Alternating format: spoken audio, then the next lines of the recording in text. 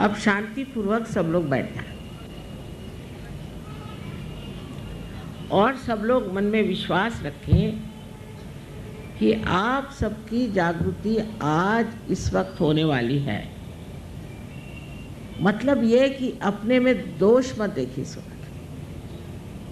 कोई लोग सोचने लगते हैं मेरी कैसी जागृत होगी, मैंने ये पाप किया, मैंने वो पाप किया, और बताने वाले भी बताते रहते हैं कि तुमने ये पूर्व जन्म में कर्म करे, वो पूर्व जन्म में कर्म करे, उसके लिए इतना पैसा दो। ऐसी बेकार बकवास करते हैं लोग। जो ऐसा कहते हैं वही पापी है, समझ लीजिए। इस वक्त आप मेरे सामने कोई भी पापी नहीं, तो कृपया ये सोच लीजिए कि आपके अंदर जो भी दोष है, जो भी हुआ सो बीत गया, उसका अब विचार नहीं करना है।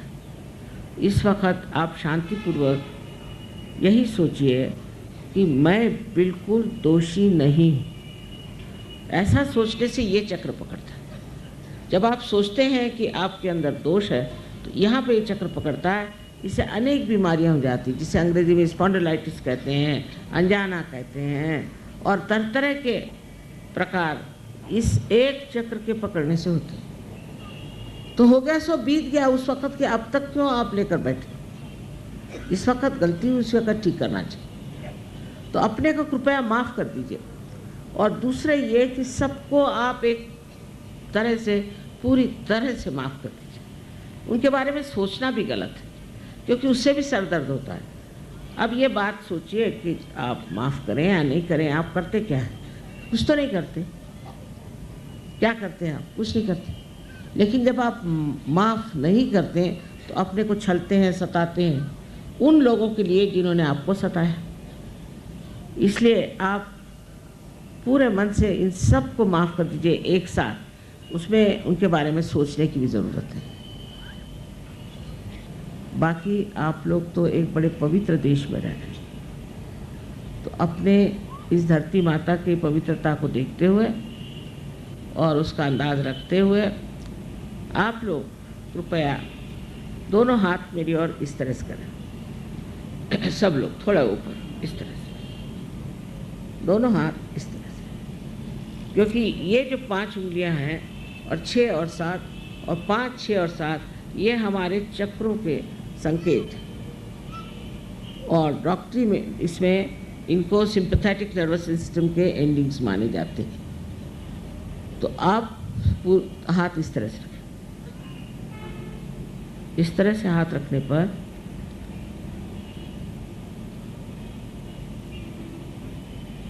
चाहे तो आप चश्मा निकाल लें, कोई ज़रूरी नहीं। अब आप मेरी ओर राइट हैंड रखें इस तरह से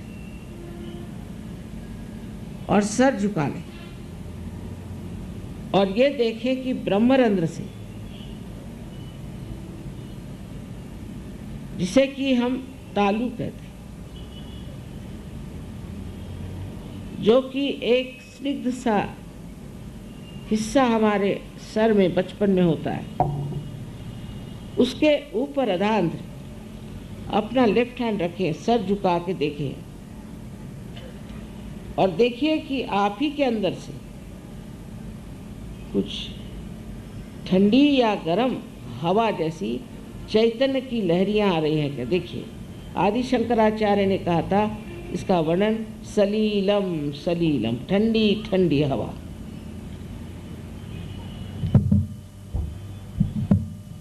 आशा आपने जूते उतार लिए होंगे और जो लोग कुर्सियों पे बैठे हैं दोनों पैर अलग कर लें, बाकी सब ठीक है। अब देखिए आ रहा है क्या? चैतन्य का प्रवाह आप ही के सर से आ रहा है क्या? अब शंका मत करिए, ठंडा या गर्म। अगर गर्म है तो इसका मतलब है कि आपने अपने को क्षमा नहीं की या दूसरों को क्षमा नहीं की, तो अभी कृपया आप क्षमा करिए। किसी किसी को दूर तक आता है, किसी को नज़दीक आता है, पर सर को छूते हुए हाथ मत रखिए, ऊपर। अब आप लेफ्ट हैंड मेरी ओर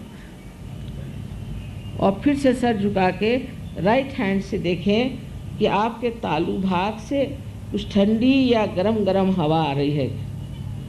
मुझे तो लगता है, बहुतों को ये लगता है कि आप दोषी हैं, इसलिए भी गरम हवा आ रही है। कृपया ये सोचना बंद करिए।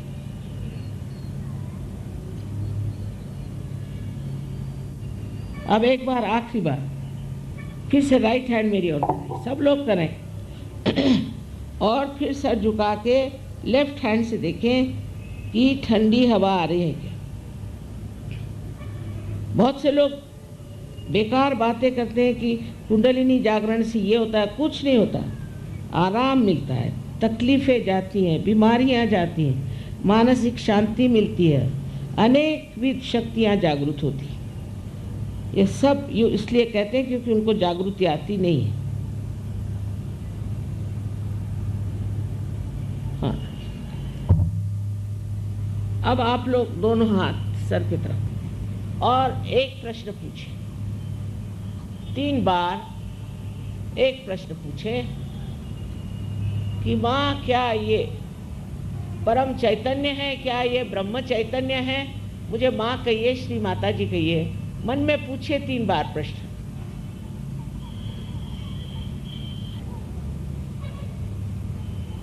अब हाथ नीचे ले लीजिए।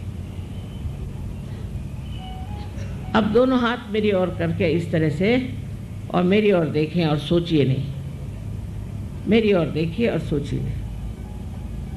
किसी किसी को नीचे से हवा आ रही हो तो वो नीचे से उठा के ऊपर ले जा सकते हैं, इस तरह से 2-3 बार करने से ऊपर आ जाए। मेरी ओर देखें। विचार से परे, माने विचार न करें, वो कर सकते हैं। इस तरह से आप अपने मन से परे उठते हैं और आपके अंदर निर्विचार समाधि स्थापित हो गई। कितने जल्दी हो गई, इसका कारण है ये कलयुग का जोर। हर चीज़ यहाँ जल्दी होती है।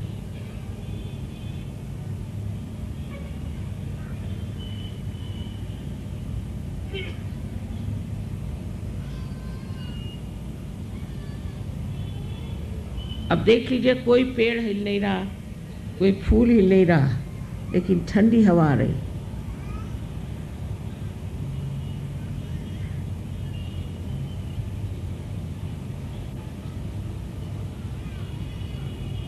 पर जो चीज़ आसानी से मिलती है उसका महत्व हम लोग समझते नहीं। इसलिए अब आप अंकुरित हो गए और इस अंकुर का आपको वृक्ष बनाना ही पड़ेगा। यह आपका कर्तव्य है अपने प्रति। और जब ये बनेगा तो आप भी हज़ारों को ठीक कर सकते हैं, यहाँ की दुर्दशा ठीक कर सकते हैं, सब में परिवर्तन ला सकते हैं। ये आपकी जिम्मेदारी हो जाती है। आप सबको मेरा अनंत आशीर्वाद।